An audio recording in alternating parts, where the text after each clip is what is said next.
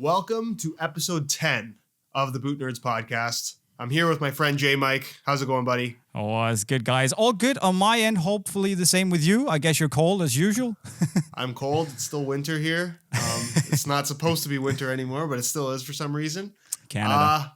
But it's good. I can't believe we're 10 episodes in already. Time flies. It's amazing. And so a big thank you, guys, to everyone out there who's still with us, basically, after 10 episodes. I mean, who would have thought? I actually thought people would get sick of us after like 2 or 3. But if you're still hanging around and you're one of the OG Boot Nerd podcasters listeners, you're a hero. If you're new, you're also a hero. So thank you for listening. And if you want to just listen, you know you can get the audio-only versions if you click the link in the description or go to bootnerds.com. It's very easy. You can listen to everything there, or you can just keep watching here on YouTube. But Josh, what we have today is another throwback, actually, because we're going to start off with yet another remake, this time of the T90 Laser 1 from Nike. And I have it right here. The Very remake, exciting. that is. Very exciting. One of my childhood favorites. Uh-huh. Can't believe it's back. And it's actually back in just like we've seen with Addy, Nike have really taken note, so to say. They've actually re-released this with, as far as I can tell, a more or less one-to-one upper. Then they've slapped it on the Hypervenom 3 tooling. Still with this iconic, what do you call it, a skeleton footprint that we know from the OG Laser ones. But otherwise, it's the same, Taitian synthetic upper. We have the power precision and swerve rubber fins. We have the E-vent mesh, which is supposed to ventilate your feet and keep them from smelling. I'm not really sure it does a good job on that. I mean, these kind of prove them wrong. But yeah, it's all really there, and they just feel like the OG boots do. That is a boot. That's one of the first high-end boots that I had saved up money for and was going to buy on the release day. So basically what happened is I went to my local store, and I'm in Canada. They don't usually get stuff on time. They either get it like ridiculously early for some reason or you're like a month late. So the boots had already been unveiled. They came out in the US and pretty much everywhere else. But Canada, they were like 2 weeks late. But I had already like prepaid for these boots, and they were like just due to arrive at any time. So I remember I don't know how old I was at the time, 13, 14 years old maybe, just calling this store every single day. Are my boots there yet? Are they there? No. No. But I mean, it's an iconic football boot. Maybe not the first one I would have recreated if I was Nike, but I mean, nonetheless, you have to appreciate how good this looks. It's, I spoke to Jolter earlier about it, and he just said, look, black, yellow, you can't go wrong with that, right? No, it always looks good. That was, to me, such a special boot, is because you don't even have to understand football boots at all to understand what's going on with that design. Nah. Right? It's so self-explanatory, which I love about it. And it looks punchy and it looks bold, but still actually reckon the boot looks relatively sleek.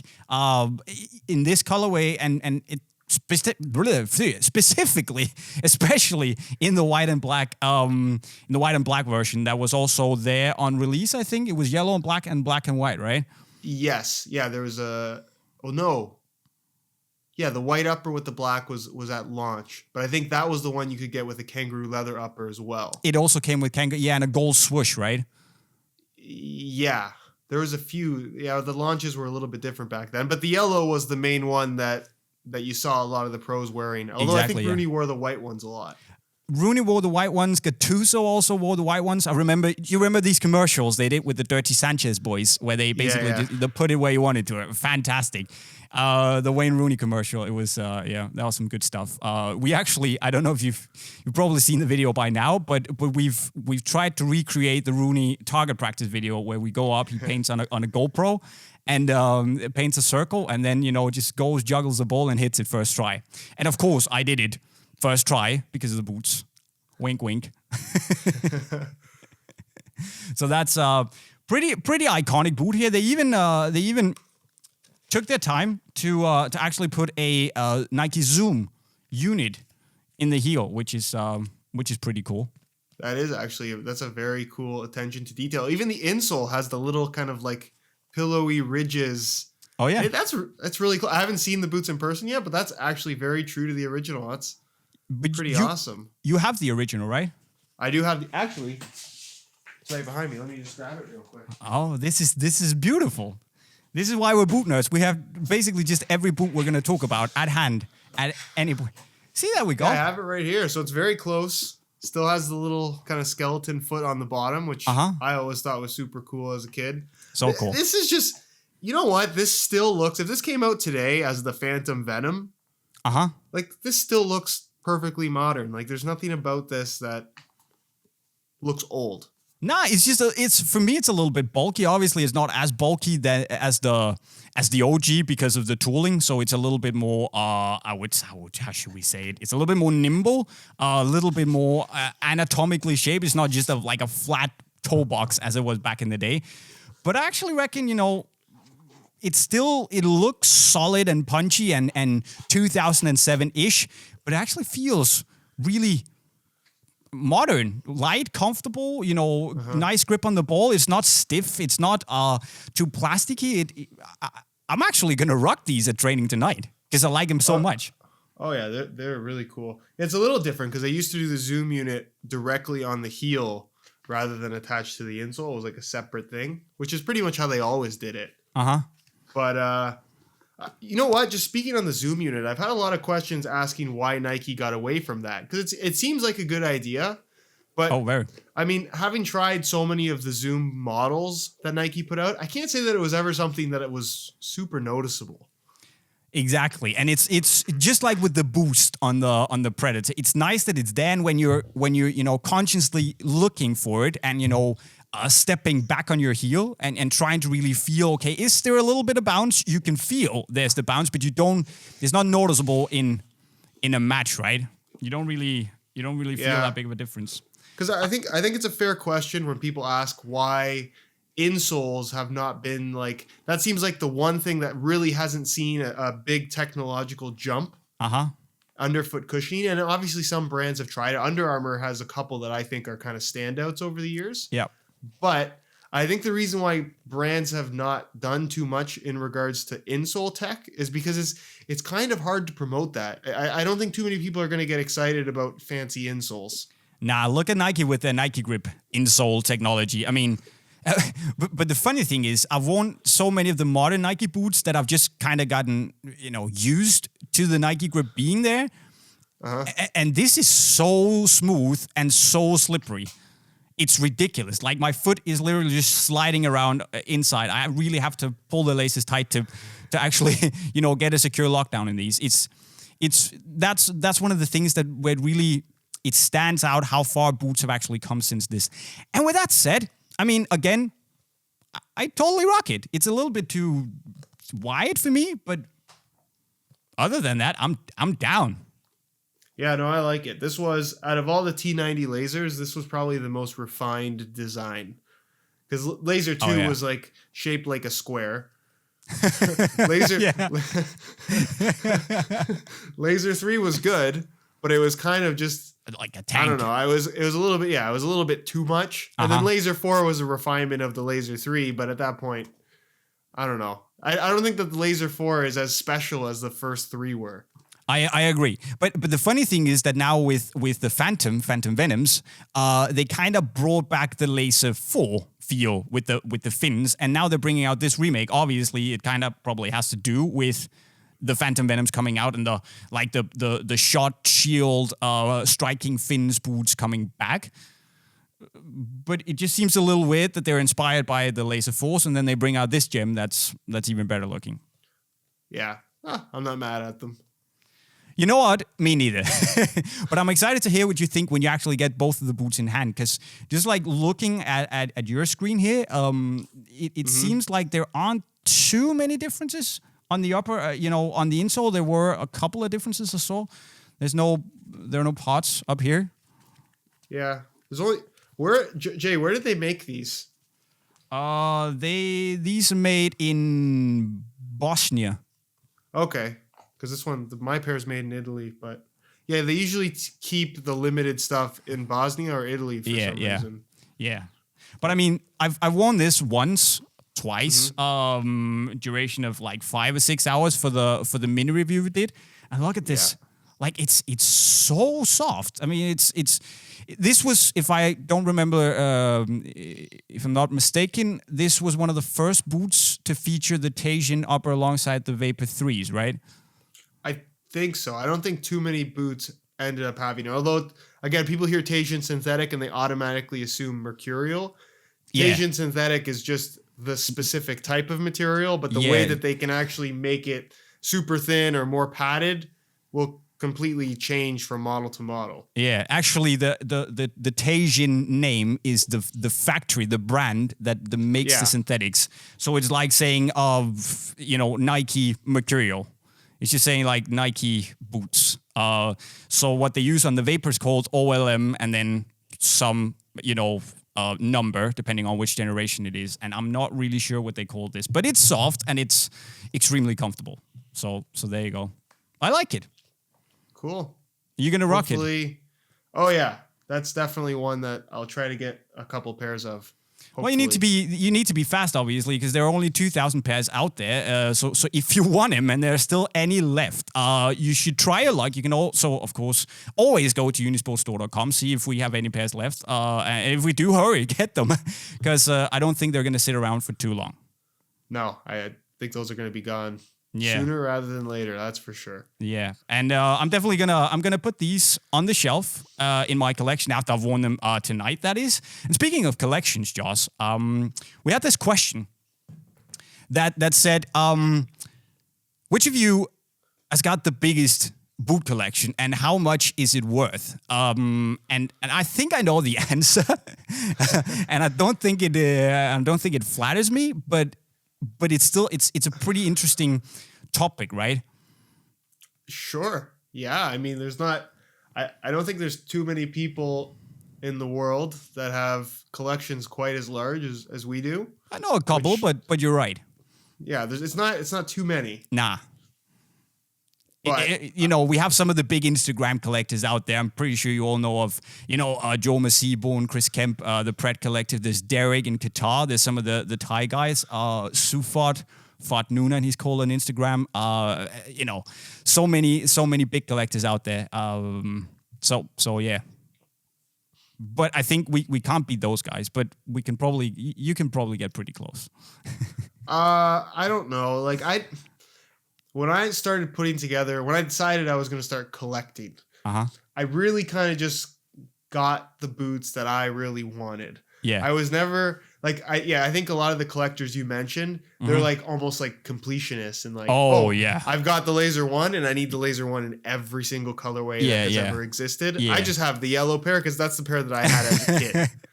Yeah, that's the thing. If we look back at some of the Predator collectors, the Pret Collective, Chris Kemp, the Predator Pro, they have basically every colorway, every generation of every Predator in every stud configuration out there. Yeah. Since 94. It's ridiculous. Yeah, I'd love to do that, but that's ridiculously expensive and like really tricky.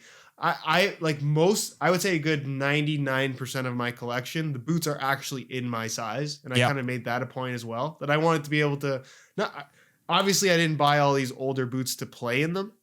But I don't know. I felt like if I'm going to spend a lot of money in the resale market on these older boots, I want them to fit me. You'd at least be able to put them on a couple of times and, feel what it was like back then and then put them on the shelf. Yeah. Which makes you a faker, Josh. You're a faker, not a creator. Shame on you. Oh, God. And all of us. But like, moment of truth, because obviously I've built up quite the boot shelf, as you can see. Behind me, mostly thanks to my time at Unisport, but I've been collecting boots for a collection. I've been buying football boots for as long as I can remember. So with, on my shelf right now, I have 412 pairs of football boots, out of which I think I've worn 95, 96% of them. Most of them I've worn. Yeah. So I know you have more, but I'm just interested to hear how many you do have. Approximately. If I had to guess, I right now, I'm over 1,000 pairs total. Yeah. Wow. Easily. I'm hesitant to say 1,500, but if it was that number, I wouldn't be surprised. But that would be like the very, very top. Yeah. What it was like? Was it a year ago or something? You were, or a year and a half? You were at around 1,000. Right about there, yeah. Okay. I moved. It's going to be coming up on 2 years ago, and that was to put all of those boxes inside of other boxes and move that was a task. I can imagine. I can imagine. A task. So, okay, that's impressive. So obviously that's, should we say, at least 2, maybe 3 times as big as my collection. So I think you easily take that one. Obviously, yours is also going to be more expensive than mine. But I'm just interested to hear. Do you remember like your first pair that you bought? Like the first pair in your collection. That not your first football boot, but the first pair you considered like, this is something I want to build my collection on top of. This is the pair that I'm not going to sell. This is like Scrooge Von Duck or whatever he's called. Donald Duck's uncle, the rich fella. Like he has this one lucky coin, right? Yeah. Like, do you have that one lucky boot? I really, really don't think I do. I'm trying to think of like what I want to say. Honestly, Jay, like as soon as I started like making some money as an adult and decided, hey, I'm going to start collecting boots. I don't think there was like one in particular I just went out and bought. I think I probably just bought like 10 or 20 really quickly, like within like a month. Just because I was like, oh, okay, let me do this. I can do this now. I've always wanted to. So money in the banks. Like honestly, like I want to say I went and got like Vapor 3. Yeah. Some of the good decision. Like some of the like older Predators were really a priority, like having a pair of Manias. Because I had a pair of Manias, like my childhood Manias. They were 7.5, the champagne colorway, and I had them forever. And by the time I had grown out of them, they were still pretty much brand new. Because back then, kids, if you don't know, boots actually lasted more than like 3 minutes. So they were still wearable. They still looked great, even though I had outgrown them. So, but I think what ended up happening, I don't think, I know, I ended up giving them to my sister who wore them and pretty much just, I think she wore them to the point where like the leather at the toe just completely wore a hole through it and stuff like that. Okay. But still would have been cool to have. I don't know what happened to them. I assume your sister also plays football, because otherwise I have so many questions. Yeah, no, she did. She doesn't anymore. Okay, fair enough. But I assume they got thrown out. I don't know what happened to those. Yeah. See, that's the thing, right? Back in the days, you actually had all these amazing boots, but then you wore them out and you threw them out, which is like today, in my opinion, like thinking back to all the boots that I've thrown out because they've simply broken down, is like almost feels like a heinous crime to me. All these fantastic boots. Yeah, it's pretty bad. Yeah, I remember buying my first, high-end boot at Unisport, the Nike Air Zoom Total 93s, the one with the fold-over tongue, the big Nike on the side, 90 on the side. Not the best boots by any means I've ever owned, but it was just, the first high-end boot that I bought with my own money. I'd had some high-end boots before, the first Air Zoom Total 90, and also the Predator Precision that I had, begged my dad to buy me for ages. But then I got you remember the Chameleon Air Zoom Total 90? Yes. Yeah. Fantastic looking boot.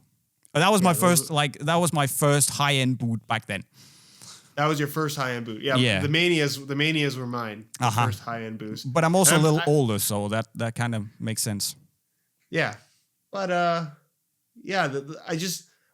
I think with the collection thing, what I really tried to do was just make sure that I got the boots that I kind of always wanted growing up. Yeah. That was my priority more than anything. And I guess what's also a part, like the mass amount that I have in my collection, it is, I would say 90% newer boots that I've kind of just accumulated as they've come out. Yeah. So it's not me like hunting eBay every single day trying to buy up all this old stuff, because that's not the case. And now I'm gonna say something that sounds a little bit it might not come out the right way, but once you've accumulated the amount of boots that you and I have, I'm sure you'll agree, the desire to hunt down, every single release is not the same as it was back in the day. Because back in the day, the 10th boot was, felt more special than boot number 150. Don't get me wrong. I'm still, madly in love with all of my boots, and I cherish them, and I'm so thankful that I had the opportunity to, get a collection like this. But it just feels a little different today than it did back in the day. Yeah, but I think we both work in the industry now. So like we're so involved in these releases rather than just being kind of like spectators that are excited to try them out, right? Exactly. So it's a different perspective. But what was the first? Which was the first you consider like a collector's boot, a boot you bought simply because you wanted to own it?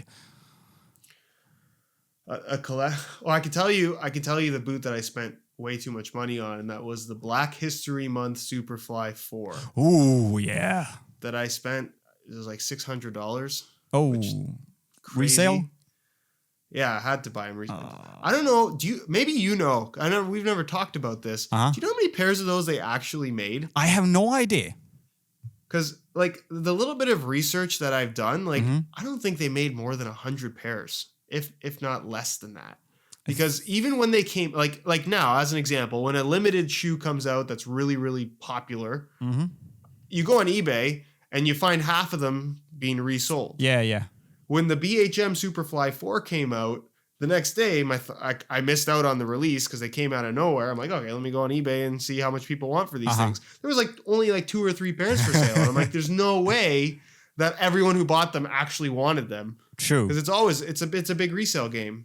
I think they made more of those simply, it's loosely based on the fact that back then when they made the 2 CR7 limited edition models that came out in 100 pairs worldwide, they made a really big deal out of it. And I don't remember thinking, oh, I got to own these. I wanted them badly. I actually got a pair, and then one of my friends, dear friends, missed out and wanted it even more than I did, so I gave it to him. But so I had it for like a little while. It was enough. But I don't remember thinking like, wow, 100 pairs. I need this in my life simply based on the fact that there are 100 pairs. So I don't know. And I also remember that when the rare golds came out, the Superfly 4 CR7s. They came out in like 333 pairs, and that was also a pretty big deal back then. So I don't know, but 100 pairs sounds a little low to me, but I know what you mean. Yeah. No, just based on what you can find out there in the even now, there's only like 2 or 3 pairs on eBay. And they're ridiculously expensive, right? Yeah. It's like always like that. But I mean, and thanks for asking, by the way. My first collector's pair. Elegant transition into that, Jay. I need to work on that. But that was the Nike GS 2012, summer of 2012. Had worked for Unisport for a year. And obviously, when it came out that summer, I was actually on holiday with my family in France. So I sat up until midnight, just waiting. Everyone else had gone to sleep, and I was just sitting there waiting. And I got a pair, and I was buzzing. And that's that was an exciting release, the Nike GS. It was, because it was the first. Like, we always had the Mercurial, and the latest Mercurial was always cool in terms of just being high tech. But that was the first true spin-off on the Mercurial that we had ever seen. Exactly, yeah. I've got a cool story about those, actually. I was at it was 2012 those came out. So Nike held a press event at World Headquarters in Beaverton, Oregon for the launch of the CTR 360 Maestri 3. Yeah. The first boot ever to feature ACC. I was at Nike when they launched it, by the way. So it was written in the stars, dude. It was written in the stars.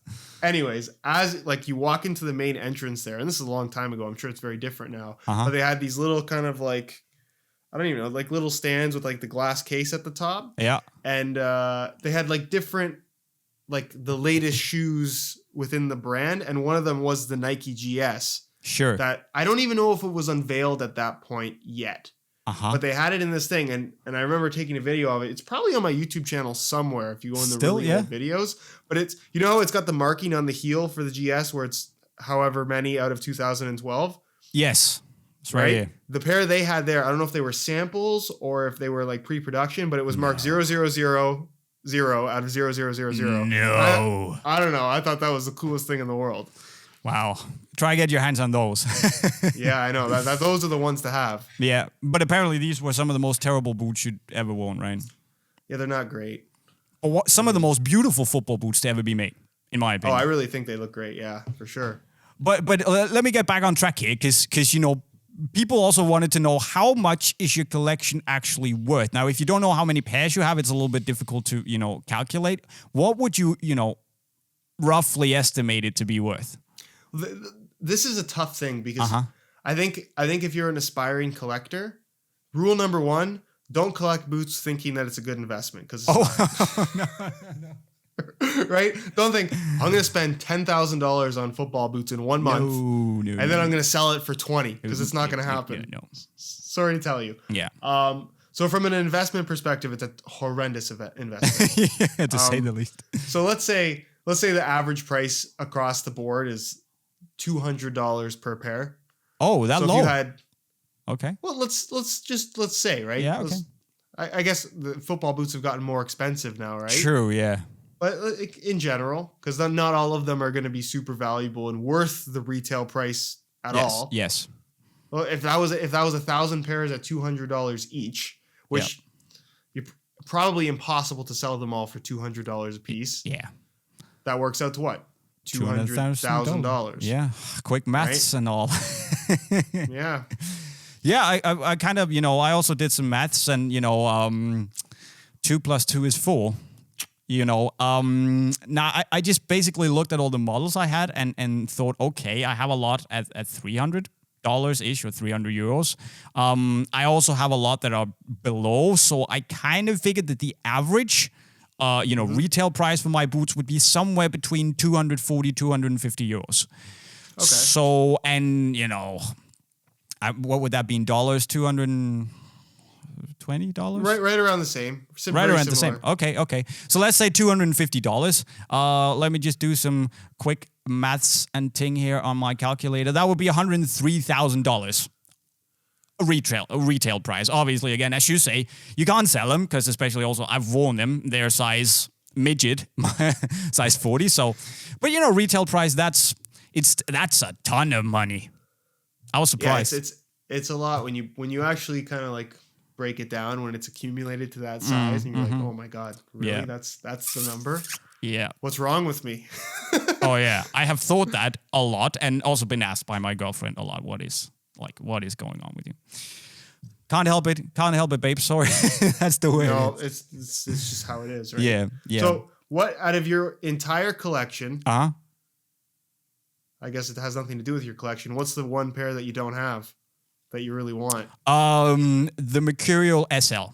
It's the one pair I desperately want, and the boot that I have had the opportunity to buy so many times, but I simply haven't. You know, I don't want to pay resale for those because it's expensive. I'm gonna do one day, but I just need the push. What about you? I have this exact same. That was exactly my pick. So we're gonna fight it out. It's like they're there. You Yep. got $2,000. Yep. They're there. Yep. But I just Do you want to to pay $2,000 for those? Nah. No. Not really. No. Yeah. And I really don't think that they're worth it. I guess that's the tricky part about trying to like resell desirable shoes, especially if you're trying to collect them in the first place, is really determining what market value is. Because unlike sneakers where there's so many being resold, where you can actually kind of get an idea of what something's worth based on the entire market. Yeah. When you have like a Mercurial SL where there's at any point on eBay, 10 pairs at the most? Yeah. Oh, that it's not a big sample size. Like those 10 people really do control what they want. Yep. So take it or leave it. Yeah, usually I leave it. I'm gonna do it one day, and I'm gonna, we're gonna fight it out, and pay $50,000 for them. 50,000. No, I don't want to. I don't want to dare you. But interesting. Should we then close the topic and agree that you have a much superior collection to me, but that we just both of us have too many boots? I mean, I don't really view the collecting scene as a competition. No, So that's also very important. I don't want to do that. But you know what would be cool? A follow-up episode is maybe we pick out like our top 5 most rare or like most something in our collection and do that in a future episode. I think if you guys would be interested in that, let us know down below in the comments. Exactly. And it's very important to remember that this is not a competition. I'm not mad that Josh has more football boots than me. It's like, you know, we're friends, and, you know, it's not a, like, is it bad for me that he has more? Is he better than me? You know, yeah, and maybe then so what? Like, it's just appreciate that there are people out there who share the same passion, same super weird passion as you. So that's pretty cool. But Josh, I think you have some questions for us, right? Before I do. You want to get into the Q&A? So if you do, by the way, if you do have a question that you'd like us to potentially answer in the next episode, drop it down below in the comments. Exactly. And there's a chance we'll answer it. Exactly. All right. Question number 1 from Tim Walker.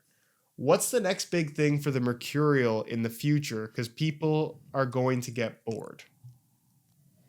See, I understand why he would say people are going to get bored. I don't think they will, because basically the mercurial has been the same concept for what, like 20 years Day now. one. I mean, since Vapor 1, it hasn't really changed. Yeah, I mean, okay, they've changed it. It's mostly been a one-piece synthetic upper. Now it's knitted, but the concept is the same. I think that what they have to do for the mercurial is to make it more responsive. I don't know how, but if they can somehow work with making the Flyknit technology or their Brio cable technology, I said Flyknit, Flywire, obviously. Flywire or Brio cables, that technology can definitely be improved on to make it even more dynamic. I'm not 100% sure how. This is why I don't work for Nike. I'm just a boot reviewer, but I could definitely see that being the direction they could go. What do you see?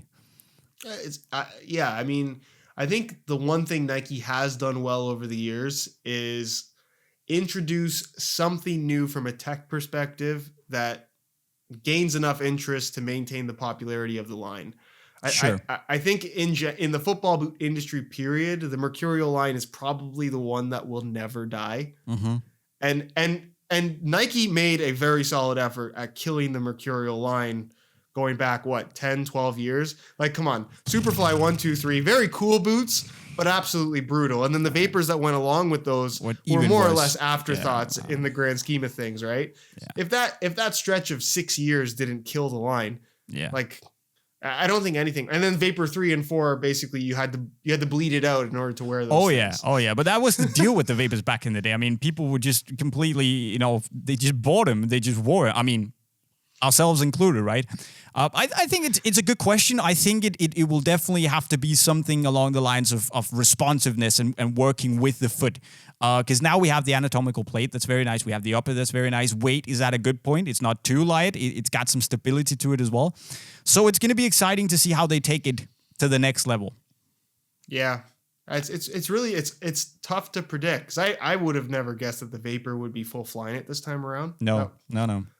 That wouldn't have been my call, but I mean, depending on what your opinion is, I think it worked out. Yeah, and if you don't like it, you have the Vapor 12 Pro, which is, in my opinion, close to being just as good. Yeah. Yeah. All right. So, mercurials will never die. No.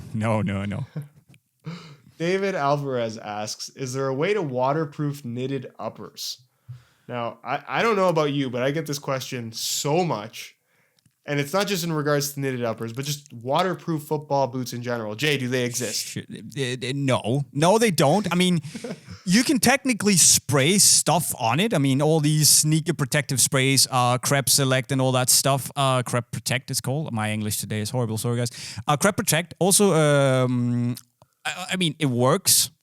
But it's like it creates this protective layer on top that you're gonna wear off when because obviously you kick the ball with your boots, so it's gonna wear off really quickly. Doesn't really work. I've heard all these kind of silly suggestions that you can pour, like, is it like candle wax? Yeah.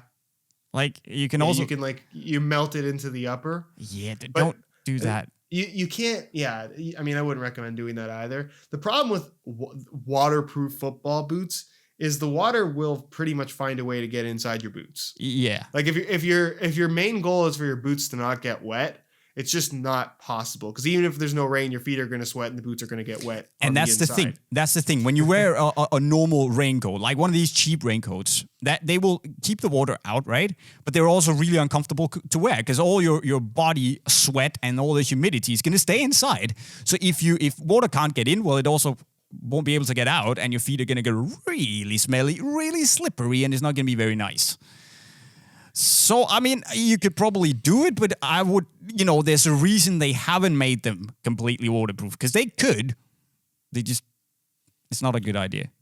Yeah, you can't, there's too many, even if you put something on the upper that would theoretically make it waterproof, now you still have water that can go through the lace holes. Water is inevitably going to get around your ankle. Yep. And seep in through there. If it's wet enough, if you're running through puddles, your feet are going to be wet. Sorry to tell you. I mean, maybe in 10 years we're going to have the Nike suit boot or whatever you call it. It's just like a onesie with a football boot at the end. A boot that goes all the way up your legs. Think about that. I'll take 10%, Nike. At Nike, we need ACC spray. I can get you ACC spray. I'm just going to send you over a bottle of nothing. Can you imagine? That would sell. It would sell hard. Oh my God. Because it actually works. Like we agreed. All right? Okay. I'm not going to argue with you, Jay. I'm not going to argue. No. By the way, if you guys want to see that episode where we discuss if ACC works or if it's just a gimmick, we're going to link it in the card right up there. All right. Great username here. Mick Banana Bread. He asks, if you could erase one boot technology from history, what would it be? Nike Sense. Nike Sense. You really hated it that much? I just don't think it made any sense, and it was probably one of the reasons the Superfly was. That was good. It was probably also one of the reasons why the Superfly was so expensive. Obviously, the carbon fiber, but it just. No. I guess the zipper is also in contention, and the glory hole on the Warrior Gamblers. Okay. Yeah, you? So, see, the thing about the Sense Stud is I was extremely disappointed when I first got to see it in person and found out that it really didn't move at all. At all. But I didn't find that the traction that it provided was bad. No. Right? So like from an actual performance standpoint, I can't fault it. No, it wasn't bad. Yeah, it just didn't work. It just didn't add anything. You're gonna say power pulse, aren't you? No, definitely not power pulse. I honestly, like, looking back, I think you can make a strong case for the Tune It system. Oh yeah, I forgot. I forgot about that. Like a cool concept. I thought it was the greatest thing ever as a kid, but it really, looking back, was dumb. But I also have to think, like, what one technology caused me just so much pain during my childhood, and it has to be that spongy foam perforated material they put in the back of the Mercurial Vapor 3 and the Vapor 4. Like that stuff just. It's not made for skin to be in contact with it. Dude, the Perone pots were fantastic. It was the shape of the... well, we're not going to... We've had that discussion so many times. Yeah, okay. I mean, yeah, they were blister machines. You're right. Right? Like if a Vapor 3 just had a regular heel liner, would it not be better? Potentially, yeah. I also found that it was really... It wore off quickly. Like, it basically split from the heel itself. So they were just hanging there. Yeah, I actually have a pair of sample Vapor 3s. Speaking of collections. Okay. And like the glue show off is complete. The glue is completely coming undone. So like I tried them on when I made a video on them, and then as I was taking them off, like the yellow part was like coming out with it. And I was like, oh no. Damn it. It took me like 10 minutes to take them off. Oh shit. Okay, but yeah, that's also good. Yeah, but Tune It has to be Tune It. Most ridiculous concept ever. Yeah. Well, it's not a ridiculous concept. It's just it was not well executed. No, and it basically that actually performed badly. Yeah. Yeah. It's actually hilarious looking back. That's Nike was doing the Mercurial, And then Adidas was doing the F50 Tune It. That was heavier by like 2 ounces than a pair of Copas, and that was their speed boot. That's amazing. That's an incredible piece of history. It really is. Yeah, man. All right. Yeah, it's one of those bad ideas you have at a Friday bar. It was like, yo, we should do it. And everyone else is also drunk. So they're like, yeah, man, that's a great idea. You should totally execute it. Oh, yeah. Here's another collection related topic. Question. Ryan Shoot asks, if I collect a ton of boots now, will I be able to make a profit off of them in 5 to 10 years? There is a very short answer to that question. And that answer is no. Probably not. Yeah, I think no. Yeah, definitely not. If you go and collect like a bunch of like original Predators, like Manias, and Precisions, and maybe get some old Mercurials, like if you get the really desirable stuff, yeah, that's going to always be worth something, and it has potential to go up in value. But your initial investment to get all that is going to be so high that the likelihood of somebody wanting to pay you even more 5 to 10 years down the road, very unlikely. Preach. Right? I have nothing else to add. So let's say like you wanted to buy all that stuff and spend like 25 grand one shot. Maybe it'll be worth 30 in 10 years. Yeah. Maybe. But then you got to find somebody who's going to pay you $1,000 for a pair of boots, which and it might happen, but it's going to be a big hassle, finding the really valuable stuff, because people also know that in 10 years time it's going to be even more valuable, so you're going to have to pay over the odds, and it's just that's going to be difficult. I think if you only collect boots to make money, you should invest in something else.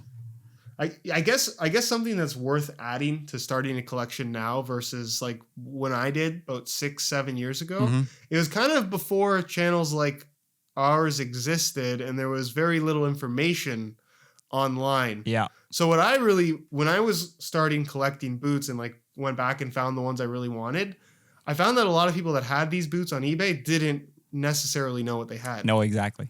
So you could, if you were patient, you could find these steals and like, oh, I just got original Predator Pulses for $150. Yeah. Brand new in the box. Like that doesn't happen anymore. No.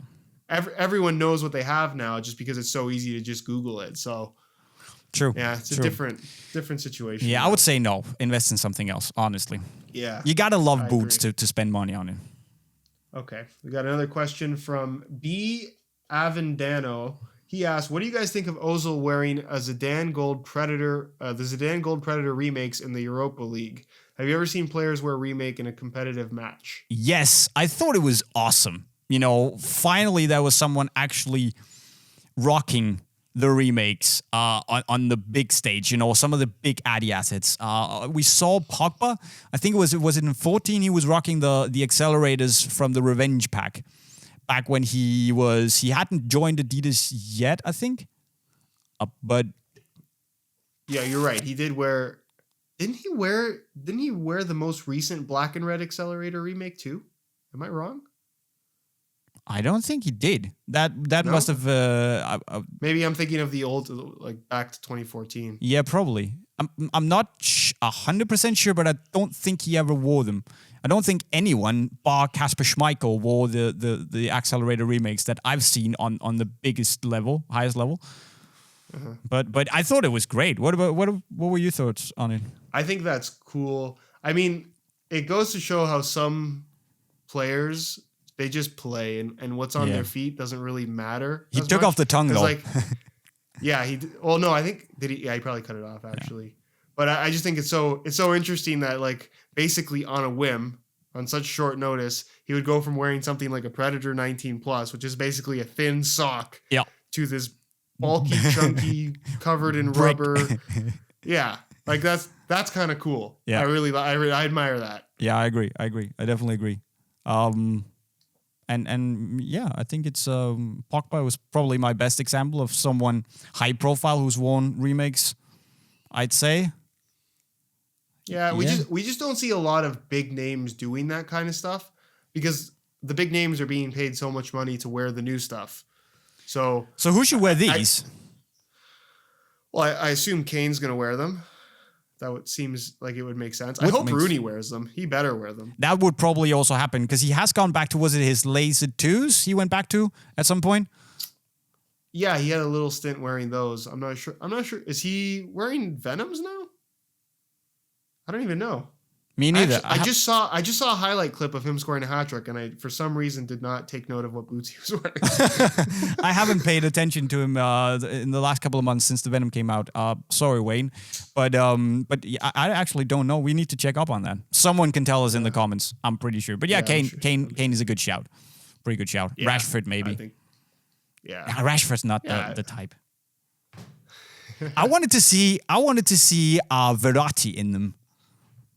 Like, imagine this. Also, like a small, strong, energetic guy running midfield, brilliant technique, just like the man, Signore Gennaro Gattuso.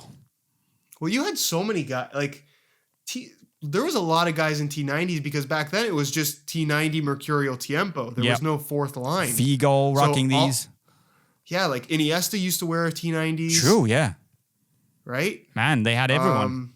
Ramos wore T90s back in the day. He did, yeah. Yeah, like there's a lot of guys that are still active that used to wear the T90 line. But yeah, I don't know. All right. Should we grab one more question? I think we've got the time. One more question from Lifetime W. What boots would you wear if you were a kid today? I like this question. If I were a kid today. So you don't work at Unisport. You're just a random. Somebody else has your job at Unisport, Jay, and you're watching the Unisport channel. Wow. Trying to figure out what boots your parents you're gonna beg your parents to buy you. Man, that guy with no hair and glasses is a legend. See, that's a good question. I would probably wear. I don't think I would necessarily wear if I wasn't obsessed with boots. I probably wouldn't wear the high-end stuff. As in Copa 19 Plus, although it's worth it, I wouldn't wear the Mizuno Wave Cup Legends, because, it's a lot of money. If I didn't know, I didn't have the boot nerd insights into how good these actually are. If I didn't understand and appreciate how awesome they are, I probably would wear something like an X18.1 or one of the two CC versions of the Puma boots, maybe. Or maybe some of the Lotto boots, the Solista or the Maestro. Because they're value for money. You get a whole lot of boot there. And obviously maybe also the Vapor Pros. Really? Yeah. Wow. That was a lot of variety. I think as a kid, I would probably go for the, the high-end stuff that's not the top price point, if you know what I mean. See, this was my pattern as a child growing up with football boots. I'd get caught up in the hype and I just want the new thing. And then in the odd time where I got the new thing and then realized the new thing wasn't exactly what the hype made it seem, then I'd be like, oh, next boots, I don't care about the hype. I'm gonna pick something that's underrated. And then I'd get it and then I'd get caught up in the hype for the next pair. And just kind of repeated that pattern. Gotcha. So knowing that as a child, I'd probably be caught up in the hype. I honestly think that the Venoms would be the appealing boot to me. Yeah. Because I think it looks cool too. It looks amazing. And it is actually a good boot. It is a fantastic boot. I was just a kid who, that's why I got into boots in the first place, because I wasn't allowed to get the high-end boots just like all of my other friends. So I had to wait it out a little bit, wait for the the new generation to come out. So when I got the Air Zoom Total 91s, the Total 92s had come out.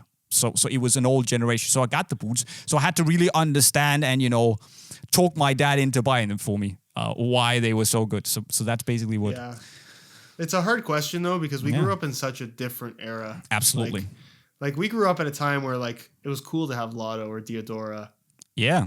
It's still cool because it shows that now you understand what quality is despite not being the most hyped thing on the market. Yeah, but Jay, it's crazy. Come on. Think about as a 12-year-old being like, oh, I really want Lottos. Yeah. That's not a thing anymore. Nope. The only reason people want Lotto these days is when you or I have done or someone else have done a rave review on them. I mean, sorry Lotto, but you make great boots. It's just the awareness just isn't the same. Sadly. Yeah, no. Because their boots are great. No, the stuff's good. Yeah. They're really, I wouldn't say that the quality ever changed. It's just unfortunately the marketing of the big brands just took over. Yeah. Exactly. So. Yeah. That's how it goes. I think maybe we should acknowledge the fact that for once we aren't going crazy over time and just ended on that fantastic note. And just once again say thank you to every one of you guys out there who are supporting us, who are watching the videos every time. The notification squad out there, big up, guys. To all the new listeners, thank you for tuning in and staying with us for like 50 minutes of raw, hardcore boot nerd talking. Just two random guys sitting, discussing their passion. Don't forget to go like the video. That would help us tremendously. Don't forget to go subscribe to the channel, of course, if you want to hear everything, every new podcast that's out there every time it drops. Hit the subscribe button in the middle. Click on the notification button. Josh's channel is right over there. It's awesome. He makes videos every day. You want to go check that out. You can see what we're up to at Unisport by clicking right over there. And remember, if you want the legends, lasers, T90 Lasers, Jay. The link's in the description. Oh my gosh. Amateur. And with that, we should probably be signing off. Cool. Cheerio. Thanks for watching. Later, guys. See ya. Bye.